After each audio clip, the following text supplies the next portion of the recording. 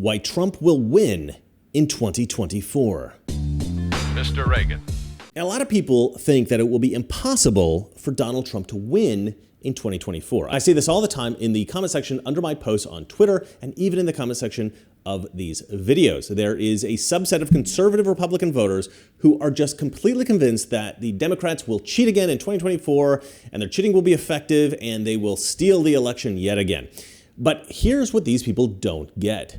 Cheating is hard. It's really hard. And look, you're right, Democrats will try to cheat in 2024, but they try to cheat in every election. They tried to cheat in 2016. It didn't work out. Trump was just too popular. They cheated. They just couldn't cheat enough. And I think that's exactly what's going to happen here in 2024. Let me explain. In 2020, they had a couple of advantages that they're not going to have in 2024. First of all, they had almost universal mail-in voting all over the country. That will not be the case in 2024. There is no COVID. Now, I know a lot of people have speculated that there will be a new pandemic, maybe one that's entirely fictional. Maybe it will be a man-made virus. Who knows? But a lot of people believe that. And look, it is possible. But I don't think they're going to do this. And the reason I don't think they're going to do it is because they are already so engaged in so many other tactics to try to stop Donald Trump from running, just running for president, that I don't think that they believe that they can reliably manufacture another health crisis. And so here's the thing. If they can't cheat at the scale that they did in 2020, what they have to do is they actually have to get a strong basis of legitimate votes. Even when they're cheating, they have to have a strong foundation of legitimate votes. They have to have a certain amount. But if they can't cheat as much, then they need even more legitimate votes. And I don't think they're going to get more. I think they're going to get a heck of a lot less. So they can't cheat as much. They're going to be forced to cheat less. And they're also going to get fewer legitimate votes. I don't think Democrats have a chance. You see, another problem that the Democrats have is that the bitter hatred for Donald Trump that existed in 2015, 2016, 2020, that softened a little bit. You still see some of the acute vitriol from people like Keith Olbermann and Rob Reiner on Twitter, but I've not seen the same levels of hatred coming from the general population. Regular voters just don't seem to hate Donald Trump the same way that they used to. In fact, I think that when they hear people like Keith Olbermann and Rob Reiner screaming about how evil and dictatorial Donald Trump is, I actually think ordinary voters are starting to roll their eyes at that kind of stuff.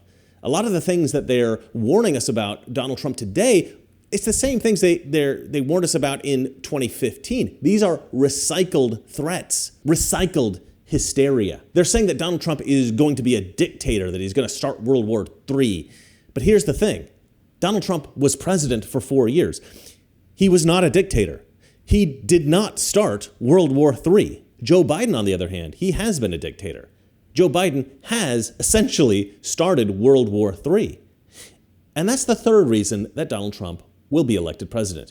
In 2015, people were infected with an illness known as Trump derangement syndrome. In 2020, that disease metastasized, and people were running a high fever. But now, people are acutely aware of the consequences of having Trump not in office. People's short-term memory is entirely filled up with one nightmare scenario and one nightmare scenario only. Joe Biden has been president. We know what a Biden regime looks like, and we know what a Donald Trump presidency looks like. People can now compare and contrast, and it's not looking good for Biden. Now, there are several other reasons why it is absolutely clear that Donald Trump will be president in 2024. So if you are not convinced by now, I guarantee that by the end of this video, you will be. We will get into it in one moment. First, of course, I have to sell you something. Chances are you've been here before. The chaos in the markets, oil and stocks. Just when you thought it was safe and interest rates were rising, new threats come out of nowhere. Tensions are boiling from Asia to Europe. Adaptation is the key here to safeguarding your wealth. You may not have considered gold before, but listen, it's not speculation. This is insurance. And right now, you need some insurance. Noble Gold Investments have been protecting investors from disaster for years with precious metals. So if you're worried, it might be time to take a fresh look at gold and silver. Gold is a proven safe haven shield for your portfolio and a volatility balance against uncertainty. If it helps, Noble Gold Investments is offering a free 3-ounce silver American Virtue coin with its new IRAs this month. If you open your Noble Gold Investments IRA or 401k rollover, you can claim your coin today. Remember, crisis brews, portfolios waver, gold insulates. Secure yourself against the threats. Go to noblegoldinvestments.com right now, noblegoldinvestments.com, the only gold company I trust. So as I said, the Joe Biden presidency is fresh in the minds of American voters. And although Democrat voters are willing to forgive a lot, one thing that even Democrat voters tend not to forgive is a bad economy. And no matter how the Biden administration tries to spin it, the American economy has been a disaster for the average American. And look, we all know this is true, so I'm not going to get into the details of the economic ruin of America. But here's kind of a fun way of looking at this. The Biden regime tried to coin a word in order to brand Joe Biden's economy as positive: Bidenomics. But this totally backfired. Political analysts and economists all over the media, they used the word Bidenomics derisively. The definition of Bidenomics never became what the Biden regime intended for it to be, which was a thriving economy in which the quality of life of every American was improved by the Joe Biden regime. Instead, the definition of Bidenomics naturally became a reflection of the truth. The definition of Bidenomics is justly a disastrous economic policy. Now, it is hard to imagine an economy worse than one that can turn the definition of a word that was coined with the intention of branding the economy positively, turn that word into a synonym for disaster. Another sign that Donald Trump is destined to win the 2024 election is Democrat hopelessness. As hopeless as some conservatives are about 2024, convinced that the Democrats will try to cheat, the Democrats, they are at the moment even more hopeless than that. And Democrats, well, they're never hopeless. I have watched several elections through my life, and Democrats have always had an irrational degree of optimism. And this, I think, is partly theater, but I think it's also partly because Democrats in Washington, D.C., Democrats in the media, and even many Democrat voters, they know that at the end of the day, even if they don't have the votes to win, they've always got a little bit of an edge on Republicans because they know that Democrats will always cheat. Republicans don't tend to cheat. We tend to play by the rules. And this always gives Democrats an advantage in every election. And so Democrats are always optimistic because they know that even if they lose, they'll probably still win. But the other day, I was watching MSNBC and everybody on the show was absolutely hopeless. I'd never seen anything like it. I mean, I wish I had recorded that segment because it was hilarious and beautiful. These guys were looking at poll numbers and they were utterly dejected. It was like seeing a unicorn galloping across a rainbow. It was magical. And why were they so hopeless? Because of all of the recent polling. All the most recent polling shows a Trump victory. But here's the really crazy thing. So the polling doesn't just show a Trump victory. It shows a Trump landslide victory. It shows Donald Trump absolutely obliterating Joe Biden. Look at this headline from Newsweek that came out just the other day. The election map for 2024 predicts Donald Trump will crush Joe Biden. Now that is a hell of a headline. But look, it's not just this one poll. Every poll shows a Donald Trump landslide victory. And finally, I am 100% convinced that Donald Trump will win 2024 because Democrats have lost the youth vote. This happened actually in 2016 when most young Democrats were supporting Bernie Sanders, and Hillary Clinton's campaign essentially nuked Bernie Sanders' chances for the Democrat nomination. These young leftists were embittered by this betrayal, and instead of turning their support to Clinton, they either refrained from voting altogether, or in some cases, they even turned their support to Donald Trump. And we have a very similar situation today because a lot of university students have been indoctrinated with this idea that the victims of the Israeli-Palestinian conflict are the Palestinians.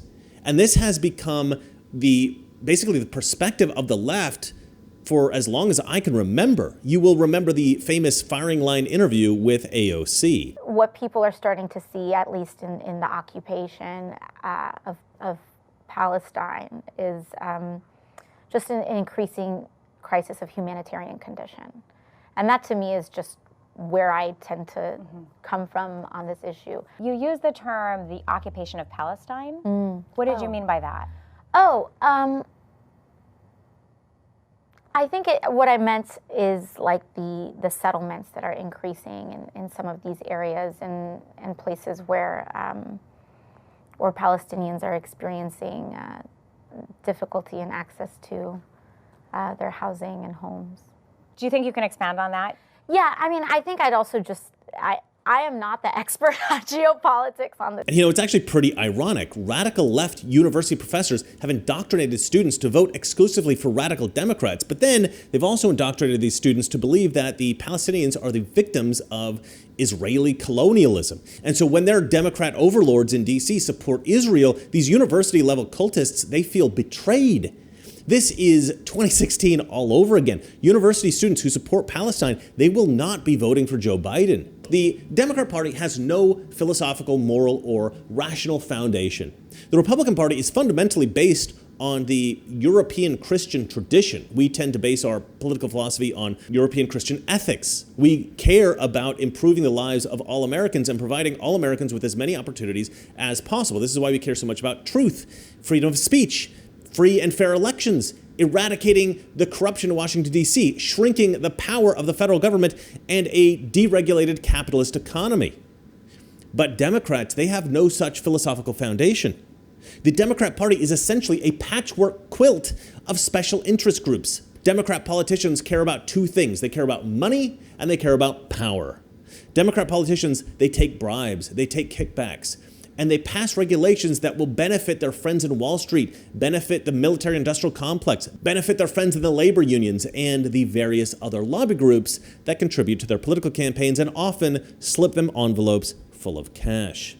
But sometimes the interests of these special interest groups come into conflict. The LGBT community doesn't exactly have the same motivations and intentions as the Muslim immigrants that the Democrat politicians claim to love so much.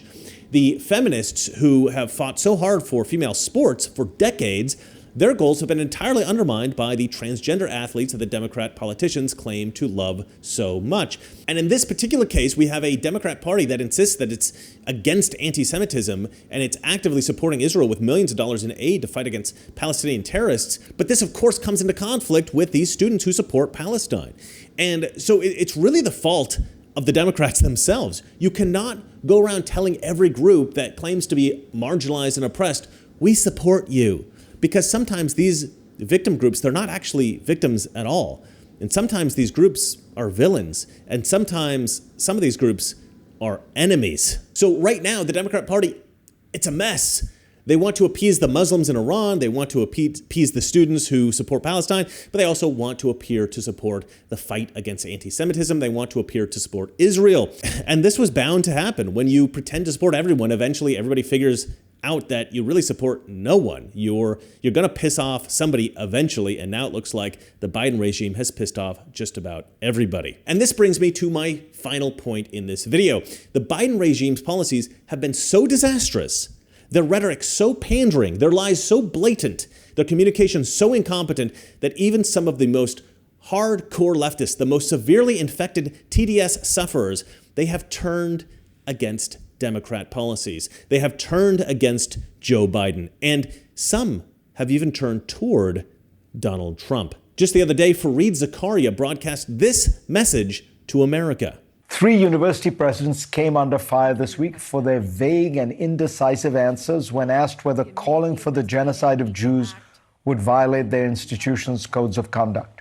American universities have been neglecting a core focus on excellence in order to pursue a variety of agendas, many of them clustered around diversity and inclusion. Good intentions have morphed into a dogmatic ideology and turned these universities into places where the pervasive goals are political and social engineering, not academic merit. New subjects crop up that are really political agendas, not academic fields. You can now major in diversity, equity, and inclusion at some colleges. Out of this culture of diversity has grown the collection of ideas and practices that we have now all heard of: safe spaces, trigger warnings, microaggressions. As the authors Jonathan Haidt and Greg Lukianoff have discussed, many of these colleges have instituted speech codes that make it a violation of university rules to say things that some groups might find offensive. Universities advise students not to speak, act, even dress in ways that might cause offense to some minority groups. In this context, it is understandable that Jewish groups would wonder, why do safe spaces, microaggressions, and hate speech not apply to us?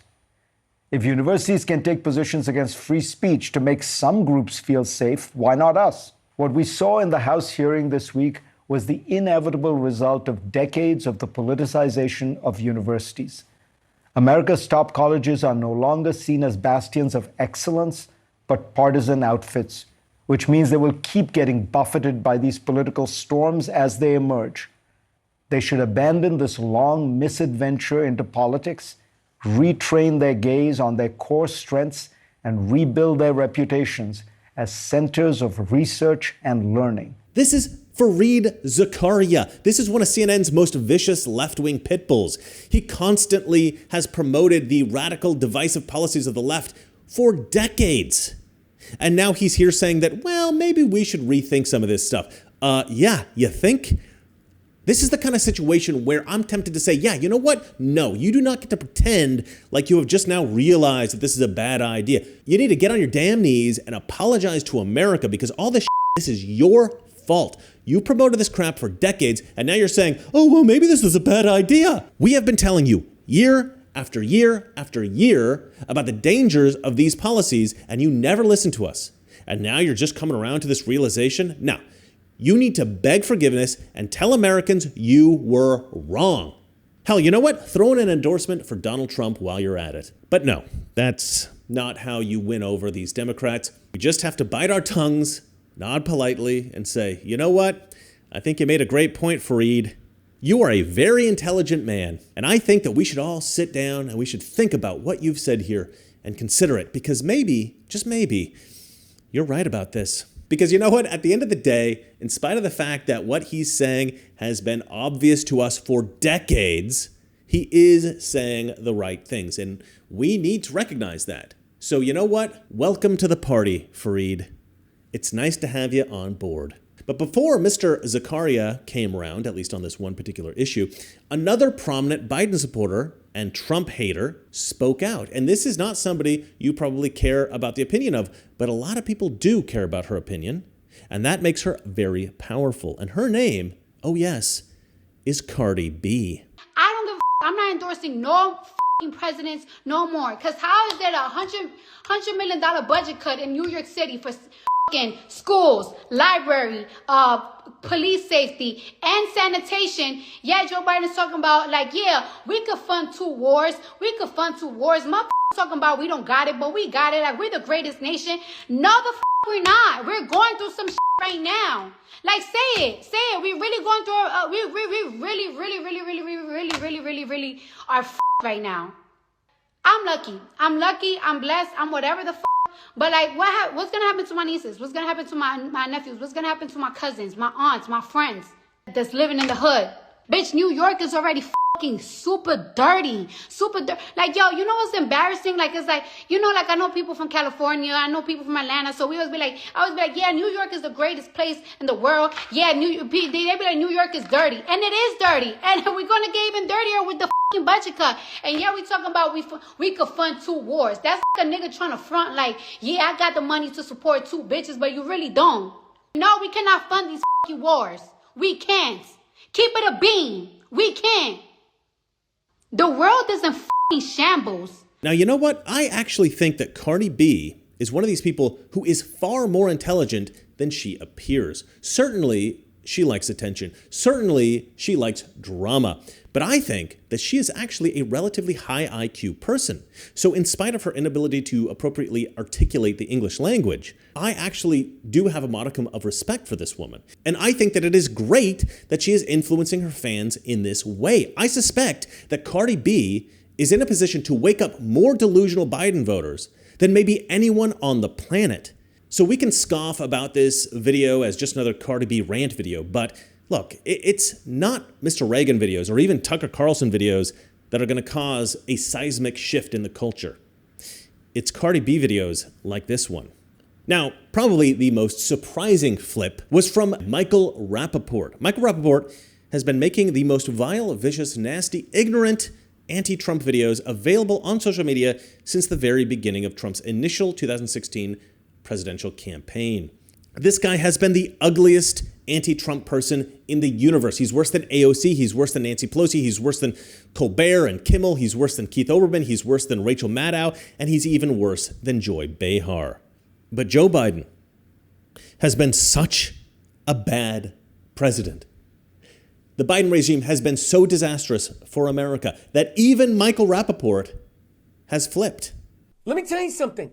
Things don't get straightened up in this world ASAP, and I know Smokin' Joe has said the right thing about Israel, but when I'm seeing motherfuckers in New York City climb in public in front of crowds of people, rip down UN flags, rip down Israeli flags, rip down American flags on Veterans Day, when the economy is the way the economy is, when I'm paying mortgage rates up, I mean, I'm getting, forget a colonoscopy. You don't need to get a colonoscopy. Go buy a house. The interest rates, go buy a car. And I know Smokin' Joe has done some things for I know. But I'm telling you right now, go buy yourself, go check what it's like to buy a car, buy a house. The openly anti-Jewish comments online, ripping down posters, the Jews, Hitler, this, that, and the third. Hitler's your hero? You love Hitler? You think he was dope? You. You think Hamas is dope? You think rapists, necrophiliacs, pedophiliacs, baby killers, kidnappers are dope? They do not want a ceasefire. And this just is not about the Jews. You think because you're protesting, they won't kill you? You think because you're marching and spray painting police cars, they won't kill you? You think because you're LGBTQ for Palestine, they won't they don't even, let's be clear, LGBTQ plus, they don't even waste bullets on y'all. They burn you alive and throw you off a building like you're some kind of freak animal. I'm not on that snowflake shit. I've had conversations with some of my, if it comes down to pig dick Donald Trump and Smokin' Joe Biden, I'm sorry. I am sorry.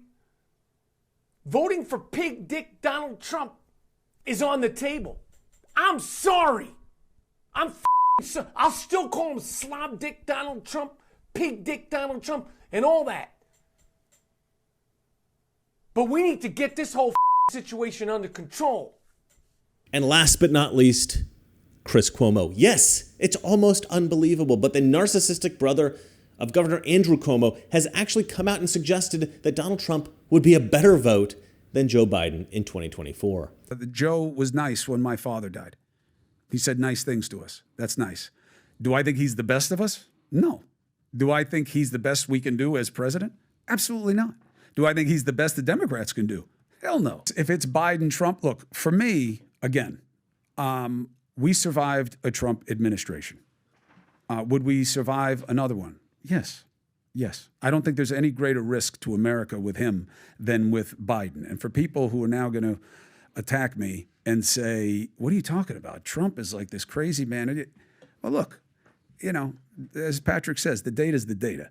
Nobody was trying to kill us when Trump was president in a way that they're not now. If anything, there's more hostility. And you can have reasons for that any way you want. I'm just saying, existentially, I'm not afraid of a Trump presidency. But, you know, in terms of who I'm going to vote for, I would really have to see where we are at that moment in time. And so you're open to a Trump vote? I am always open. And I'll tell you this. People say, oh, bullshit, you never voted for a Republican in your life. Wrong. And not only have I, the first vote I ever cast was for a Republican. This is, to me, inexplicable. I cannot explain why these die-hard leftists, these hateful anti-Trump zealots, would ever flip. I don't understand it. Because the anti-Trump, anti-conservative thing, it's always been entirely irrational. Supporting Biden, supporting Pelosi, buying into Adam Schiff's nonsense. These have always been the hallmarks of the uninformed, the gullible, the delusional, the irrational. So for these people to have bought into this nonsense for so long and then for them to flip now, I honestly don't understand it. I love it, but I don't understand it. Maybe you guys could explain it to me in the comments section below. Now, don't forget to buy my overpriced crap on Teespring. Give me a super thanks or support me on Patreon. Until next time, remember, it is not that our liberal friends are ignorant. It's just they know so much that is not so. Good night. If we lose freedom here, there's no place to escape to. This is the last stand on earth. And this idea that government is beholden to the people, that it has no other source of power except the sovereign people, is still the newest and the most unique idea in all the long history of man's relation to man.